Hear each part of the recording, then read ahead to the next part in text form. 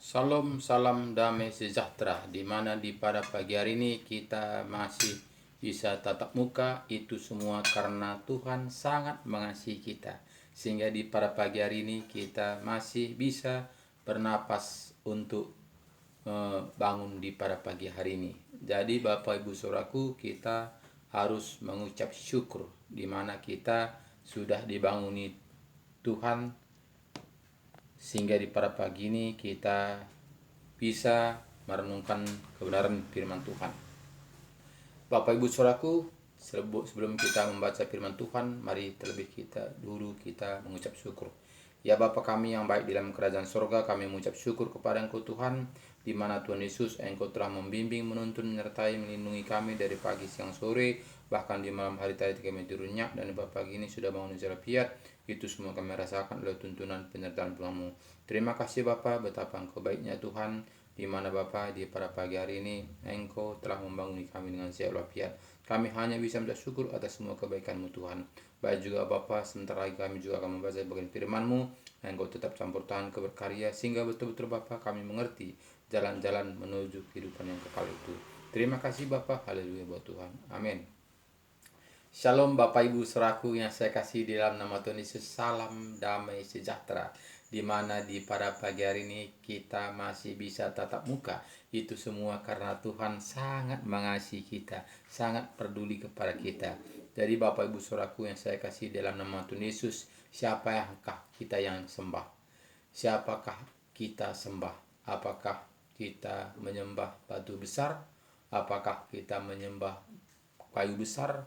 Apakah kita menyembah gunung besar?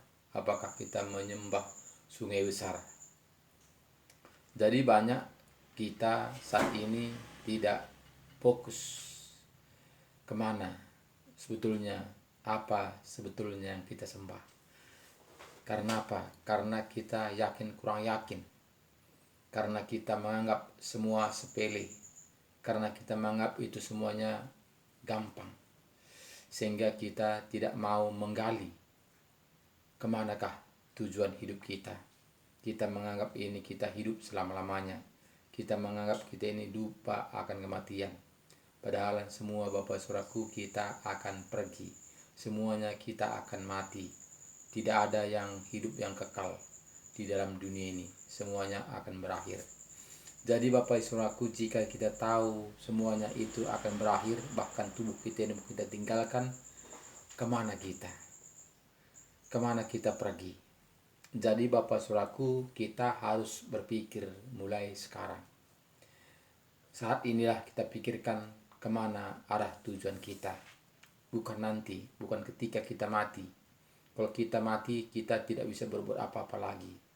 Tapi selagi kita masih hidup inilah kita bisa menentukan kemana tujuan hidup kita. Jadi Bapak Saudaraku, semuanya kita tahu kalau kita mengatakan kita itu orang Kristen, kita tahu ada Tuhan Yesus. Tuhan Yesus sudah datang ke dunia ini untuk menyelamatkan manusia. Jadi jika demikian, kenapa kita tidak mau menyembah Tuhan? Artinya Bapak Saudaraku, banyak saat ini orang Kristen percaya saja. Banyak orang Kristen saat ini hanya ke gereja saja. Tapi tidak menyembah, memuji, memuliakan nama Tuhan. Tidak melakukan firman-Nya. Tidak melakukan taat dan setia. Jadi jika demikian, kemanakah kita akhirnya Bapak Saudaraku? Kalau hanya percaya sajanya, kalau hanya ke gereja sajanya, apakah bisa gereja itu menyelamatkan manusia? Bisakah akal percaya saja kita bisa selamat? Jadi Bapak Ibu Saudaraku, kita harus bertindak. Iman tanpa perbuatan adalah kosong. Jadi kita harus kembali kepada firman-Nya. Karena jika kita tidak kembali kepada firman-Nya, kita tidak akan mengerti jalan-jalannya Tuhan. Jadi kita buka Alkitab kita, Wahyu 21 ayat 1 mulai. Di sini kita melihat bagaimana jika kita meninggalkan dunia ini. Langit yang baru dan bumi yang baru. Jadi Bapak Saudaraku, kita akan meninggalkan dunia ini. Dunia lama ini. Kita akan masuk dunia baru. Langit yang baru. Jadi jelas di sini katakannya Bapak Saudaraku, dunia ini beserta isinya akan lenyap. Jadi kemana kita? Nah, jadi sini kita satu mengatakan kepada kita, lalu aku melihat langit yang baru dan bumi yang baru, sebab langit yang pertama dan bumi yang pertama telah berlalu, dan laut pun tidak ada lagi. Dan aku melihat kota yang kudus, Yerusalem yang baru, turun dari surga, dari Allah, yang berhias bagaikan pengantin perempuan yang berdandan untuk suaminya. Jadi Bapak Ibu Saudaraku, kita tahu semuanya yang ada ini, yang kelihatan ini lenyap. Laut pun lenyap, laut pun tidak ada lagi. Nah, jadi sini katanya ada dunia baru. Jadi di sini kita harus mengerti bagaimana mendapatkan dunia baru. Jadi kita tahu ini tidak gampang. Tidak seperti manusia mengatakan asal percaya saja, asal Kristen saja, asal ke gereja saja. Ini semuanya hanya kata-kata manusia, bukan kebenaran. Kenapa? Karena kalau jika kita hanya ke gereja saja, itu tidak menjamin. Jika kita itu hanya percaya saja, itu juga tidak menjamin. Karena percaya, setan-setan pun percaya. Bahkan ahli-ahli Taurat pun percaya, tapi tidak melakukannya. Nah, jadi di sini kita melihat dan akan melihat kota yang kudus, yang Yerusalem yang baru, turun dari surga, dan Allah yang berhias bagaikan dari Allah yang berhias bagaikan pengantin perempuan yang berdandan untuk suaminya. Lalu aku mendengar suara yang nyaring dari tahta itu berkata, lihatlah, kemah Allah ada di tengah-tengah manusia, dan ia akan diam bersama-sama dengan mereka. Mereka akan menjadi umatnya, dan ia akan menjadi Allah mereka. Jadi kita melihat kita akan memuji, menyembah, memuliakan nama Tuhan. Hanya itunya kerjaan kita nanti sana. Jadi kita melihat bagaimana di ayat 4 ini mengatakan kepada kita, dan ia akan menghapus segala air mata dari mata mereka, dan maut tidak akan ada lagi. Tidak akan ada lagi perkabungan, atau ratap tangis, atau duka cita, sebab segala sesuatu yang lama itu telah berlalu. Jadi tidak ada lagi tangisan, tidak lagi air mata, tidak lagi duka, tidak lagi kesusahan. Tapi situ kita bersenang-senang, bernyanyi, memuji, memuliakan nama Tuhan. Nah, jadi ini Bapak Saudaraku tidak gampang mendapatkannya. Tidak seperti manusia mengatakan, si Anu sudah pergi ke rumah Bapak, sudah senang dia. Karena selama ini sakit-sakit dia, tapi saat ini sudah senang dia bersama Bapa di sorga. Itu sih kata manusia. Tapi jika kita kembali kepada kitab, kita harus melakukan firman Tuhan dan taat dan setia. Jadi Bapak Saudaraku di ayat 5 mengatakan kepada kita, ia yang duduk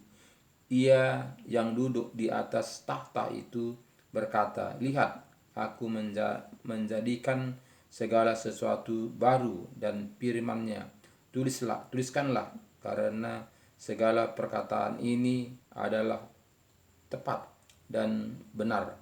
Firman-Nya lagi kepadaku, semuanya telah terjadi. Aku adalah Alfa dan Omega, yang awal dan yang akhir. Orang yang harus akan kuberi minum, orang yang haus akan kuberi minum, dan cuma-cuma dari mata air kehidupan. Barang siapa menang, ia akan memperoleh semuanya ini, dan aku akan menjadi Allahnya, dan ia akan menjadi anakku. Tetapi orang-orang penakut, orang-orang yang tidak percaya, orang-orang keji, orang-orang pembunuh, orang-orang sundal, orang-orang tukang-tukang sihir, penyembah-penyembah berhala, dan semua pendusta. Mereka akan mendapat bagian mereka di dalam lautan yang menyala-nyala oleh api dan belerang. Inilah kematian yang kedua. Jadi Bapak Saudaraku, kita melihat hukuman kematian yang kedua kali. Jadi ketika kita nanti mati, kita akan disidang seperti gembala memisahkan domba dengan kambing. Jadi jika kita tidak taat dan setia, kita akan dipisah. Kita itu disebut kambing. Dia akan disuruh dipisah ke kiri. Tapi bagi taat dan setia, itu domba, dia akan sebelah kanan. Jadi ini Bapak Ibu Saudaraku akan terjadi karena Yesus akan datang. Yesus akan datang, semuanya orang-orang yang mati di dalam Kristus, dia akan diubahkan, diberi tubuh surgawi. Jadi bagi orang-orang yang belum mati, dia diangkat dan diubahkan. Jadi Bapak Ibu Saudaraku, yang tidak taat dan setia, dia menunggu 1000 tahun lagi baru dia dibangkitkan, diubahkan. Bahkan dia baru dihukum bersama-sama setan Lucifer di api neraka. Jadi ini semuanya Bapak Saudaraku, tinggal kita. Kemana kita? Siapakah yang kita ikutkan? Jadi jelas firman Tuhan mengatakan kepada kita tadi, di sini kita katakan dari kepada kita ayat 6 ayat 8 ini tadi, tetapi orang-orang penakut, orang-orang yang tidak percaya, orang-orang keji, orang-orang pembunuh, orang-orang sundal, tukang-tukang sihir, penyembah-penyembah berhala, dan semua pendusta, mereka akan mendapat bagian mereka di dalam lautan yang menyala-nyala oleh api dan belerang. Inilah kematian yang kedua. Jadi dibakar selama-lamanya api belerang. Jadi ini harus kita pikirkan dari sekarang, Bapak Ibu Saudaraku. Jangan kita sempat masuk ke api dan belerang ini, kita dibakar selama-lamanya. Jadi kita hidup ini cuma 70, kalau kuat 80 tahun. Ini selama-lamanya. Jadi masuk neraka selama-lamanya, masuk surga selama-lamanya. Nah, jadi itu pilihan kita. Sama seperti kita anak sekolah di dunia ini. Anak sekolah di dunia ini, jika dia rajin, pintar, dia akan mendapatkan hasilnya. Dia akan menjadi pemimpin. Tapi jika dia tidak rajin, tidak mau belajar, tentu dia tidak mendapatkan apa-apa. Jadi Bapak Ibu Saudaraku, ini kita yang tahu. Kita menentukannya. Jangan kita mengatakan terserah Tuhan lah. Mau kemana saya campakkannya, mau ke laut, mau kemana, terserah Tuhan lah. Jangan kita mengatakan itu, karena Alkitab sudah ada. Yesus sudah ada, datang ke dunia ini untuk mengajari kita, menuntun, membimbing kita. Jadi mari kita ikutkan Tuhan Yesus, karena Yesus mengatakan, Yohanes 14 ayat 6 mengatakan kepada kita, jelas di sini katakannya kepada kita, Yohanes 14 ayat 6 jelas di sini katakannya kepada kita, kata Yesus kepadanya, akulah jalan dan kebenaran dan hidup. Tidak ada seorang pun yang datang kepada Bapa kalau tidak melalui aku. Sekiranya kamu mengenal aku, pasti kamu juga mengenal Bapakku. Sekarang ini kamu mengenal Dia dan kamu telah melihat Dia. Jadi Bapak Ibu Saudaraku, tentu kita harus mengenal Bapa kita, dan Bapa kita juga mengenal kita. Jadi nggak bisa sebelah-sebelah.